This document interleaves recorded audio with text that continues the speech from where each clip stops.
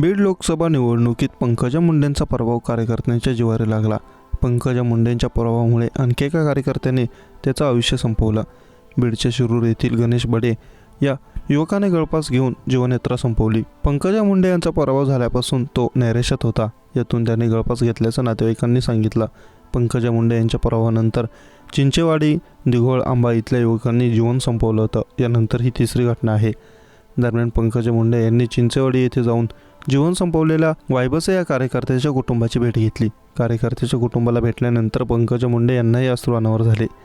जीवन संपवू नका, मला लढण्याचं बळ द्या. आयुष्य संपवणं थांबलं नाही तर मी राजकारण सोडून देईन. पुढच्या 100 दिवसांमध्ये सगळे चित्र बदलून टाकू, असे पंकजा मुंडे म्हणाले आहेत. बीड लोकसभा निवडणूक पंकजा मुंडे यांच्या अवघ्या काही हजार मतांनी पराभव झाला. या ठिकाणी शरद पवार गटाचे उमेदवार बजरंग सोनवणे विजयी झाले.